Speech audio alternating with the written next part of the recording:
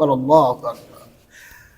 পায়খানার রাস্তা দিয়ে শিকল ঢুকাইয়া মুখ দিয়া এবং নাকের ছিদ্র দিয়া বের করে তাদেরকে ঝুলন্ত অবস্থায় রাখানো হবে। নাউজুবিল্লাহ বলবেন না? হ্যাঁ, পায়খানার রাস্তা দিয়ে শিকল ঢুকাইয়া মুখের মধ্য দিয়ে বের করে অথবা নাক দিয়ে বের করে ঝুলন্ত অবস্থা রাখা হবে। তাফসিরে আছে এই কথাগুলো। কি অবস্থা হবে? কারা? আল্লাহ পাক বলে দিয়েছেন যে 70 গজ লম্বা হবে, ফাসলুকুহু, তাদেরকে ঢুকাও। আবার এই লম্বার ব্যাপারটাতে তাফসিরে আছে যে এত বড় লম্বা হবে যে 70 গজ লম্বা হবে। আবার এই 70 গজের পরিমাণটা হলো পৃথিবী থেকে আকাশ বরাবর, পৃথিবী থেকে আকাশ বরাবর। এরপরে আল্লাহ বলেছেন কি কারণে শাস্তিগুলো হবে, ইন্নাহু কানা লা ইউমিনু বিল্লাহিল আযীম। এই কারণে তাদের এই শাস্তি, তারা মহান আল্লাহ রাব্বুল আলামিনের হুকুমগুলোকে, আয়াতগুলোকে এবং তার দেওয়া বিধানগুলোকে তারা বিশ্বাস করতো না। এই কারণে তাদের এই শাস্তিগুলো। তাহলে আসুন আমরা আল্লাহর হুকুম মানব, ঠিক আছে তো? ইনশাআল্লাহ আল্লাহর হুকুম বাস্তবায়ন করব, ঠিক আছে না? ইনিল হুকমু ইল্লা লিল্লাহ, আল্লাহর হুকুম ছাড়া কারো হুকুম চলবে না। আলা লাহুল খালক ওয়াল আমর, সমস্ত পৃথিবীটা এবং সমস্ত সৃষ্টিগুলো আল্লাহর, আর সেই আল্লাহ সুবহানাহু ওয়া তাআলার হুকুম চলবে সমস্ত সৃষ্টির উপরে, ঠিক কিনা বলেন? আসুন এই কথাগুলো আমরা নিজেরা গুরুত্ব সহকারে শুনবো এবং অপরের প্রতি শেয়ার করে জানিয়ে দিব।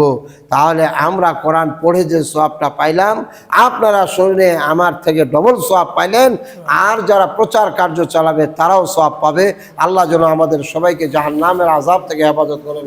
সবাই বলেন আমিন। একটু দোয়া করি। আল্লাহুম্মা রব্বানা যালামনা আনফুসানা ওয়া ইল্লাম তাগফির লানা ওয়াতারহামনা লানাকুনান্না মিনাল খাসিরিন। রব্বুল আলামিন, আয় আল্লাহ, সালাতুত তারাবির নামাজ আদায় করার পরে আমরা তোমার কোরআন মজিদ থেকে একটু সবক গ্রহণ করে তোমার দরবারে হাত পেতেছি। আমরা বেশক গুনাহগার, যত জীবনে গুনাহ করেছি মাওলা, ইচ্ছায় গুনাহ করেছি, প্রকাশ্যে গুনাহ করেছি, গোপনে হয়েছে, অনিচ্ছায় গুনাহ হয়েছে, যাবতীয় গুনাহগুলো তুমি আমাদের মাফ করে দাও আল্লাহ। ইয়া রাব্বুল আলামিন, আমাদের পক্ষ থেকে দরুদ ও সালাম তোমার হাবিবের পাক রোজায় বকশিশ করে দাও। সমস্ত নবী আলাইহিমুস সালাম, সাহাবায়ে কেরাম, তাবে তাবিন, সালিহিন, সিদ্দিকিন, মুমিনিন, মুমিনাতের আরওয়ার মধ্যে বকশিশ করে দাও। ইয়া আল্লাহ, সমস্ত মুসলমান মুসলিমাদের আরওয়ার মধ্যে বকশিশ করে দাও। আয় আল্লাহ, ফিলিস্তিনের মুসলমানদেরকে আল্লাহ তুমি হেফাজত করো, ইরানের মুসলমানদেরকে আল্লাহ তুমি হেফাজত করো। তোমার সারা দুনিয়ায় যারা তোমার দিনকে চাঙ্গা করার জন্য লড়াই করে যাচ্ছে, আল্লাহ তুমি তাদের হেফাজত করো, তুমি তাদের সাহায্য করো মাওলা। আয় আল্লাহ, ইসলামের বিজয়ে তুমি দান করো মাওলা। আয় আল্লাহ, জাহান্নামের আযাব থেকে আমাদের রক্ষা করিও, কবরের আযাব থেকে রক্ষা করিও। কিয়ামতের ময়দানে ডান হাতে আমলনামা দিও, বাম হাতে আমলনামা দিও না মাওলা, বাম হাতে আমলনামা দিও না। পুলসরাত বিজলির ন্যায় পার করায়া নিও। আয় রাব্বুল আলামিন, আয় আল্লাহ, আমাদের অনেকের মা নাই, বাবা নাই, ভাই বোন, ছেলে মেয়ে, স্ত্রী, সন্তান, সন্ততি কবরে গেছে আল্লাহ। আয় রাব্বুল আলামিন, তাদের ওয়ারিস হিসাবে তোমার কাছে ফরিয়াদ জানাই।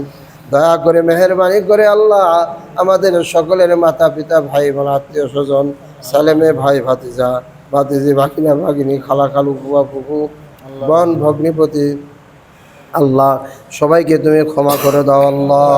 ওয়া সাল্লাল্লাহু তাআলা আলা খায়রি খালকি মুহাম্মাদ ওয়া আলা আলিহি ওয়া সাহবিহি আজমাইন বিরহমাতিকা ইয়া আরহামার রাহিমিন।